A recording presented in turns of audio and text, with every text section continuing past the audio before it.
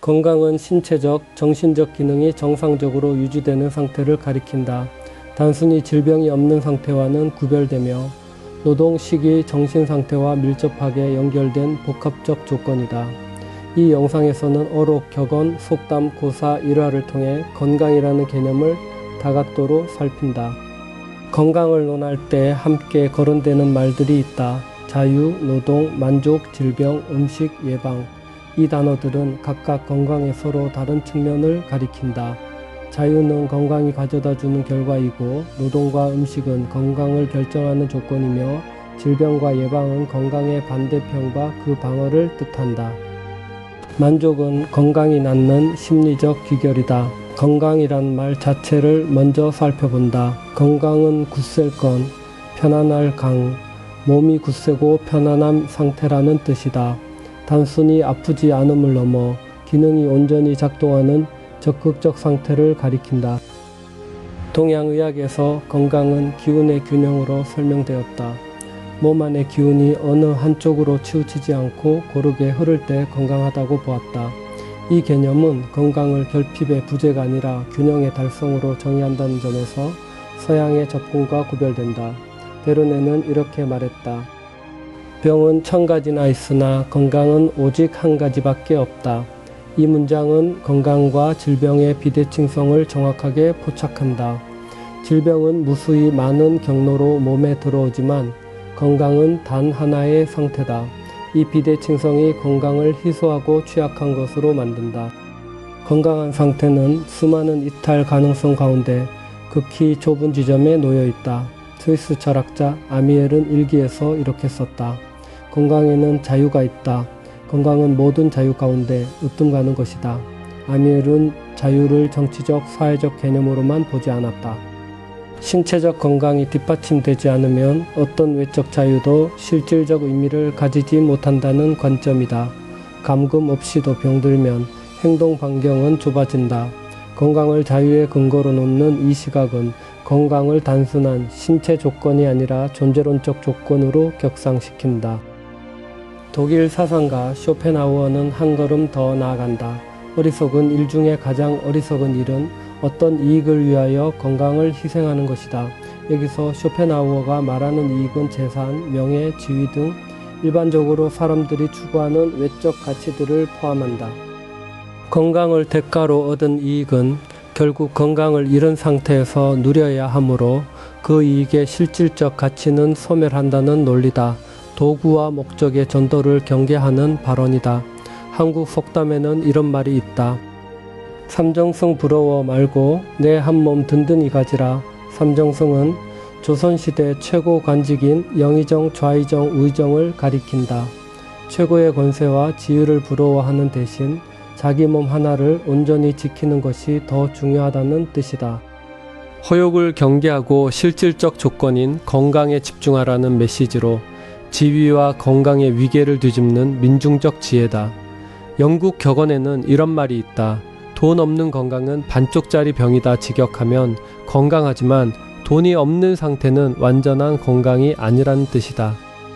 건강이 독립적으로 성립하는 것이 아니라 경제적 조건과 맞물려 있다는 현실적 시각이다.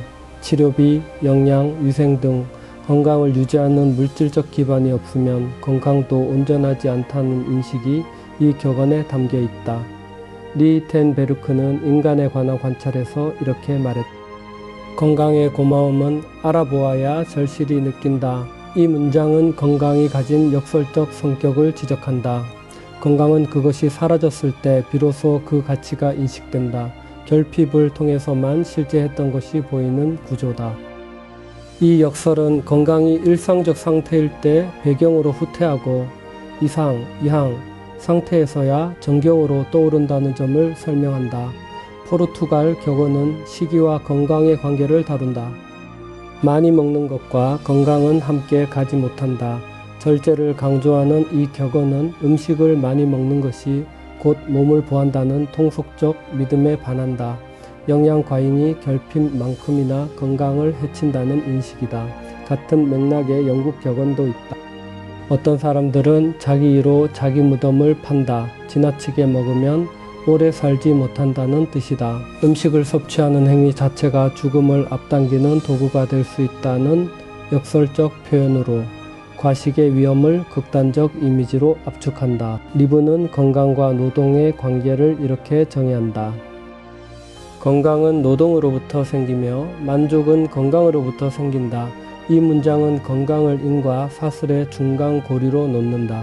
노동이 건강을 만들고 건강이 만족을 만든다. 노동은 건강의 원인이자 건강을 통해 의미를 얻는 활동이다. 수동적으로 유지되는 것이 아니라 능동적 활동의 산물로 건강을 보는 시각이다. 프랑스 정치가 클레망소에게 그의 아우가 찾아온 일이 있다. 아우는 두드러지게 아픈 곳은 없으나 늘 피곤하다고 호소했다. 클레망소는 단호하게 말했다. 그럼 일을 해야지. 아우가 일하기 힘들다고 하자. 클레망소는 다시 말했다. 제 몸을 너무 지나치게 아껴서 그래. 어쨌든 일을 해야지. 과도한 자기보호, 즉 몸을 아낀다는 명목 아래 활동을 회피하는 태도가 오히려 몸을 약하게 만든다는 논리다. 이 일화는 건강을 보존하는 방식이 반드시 안정과 회피에 있지 않음을 보여준다. 리브의 명제와 같은 방향에서 활동과 건강의 관계를 역설한다. 영국 격언은 예방의 중요성을 이렇게 말한다.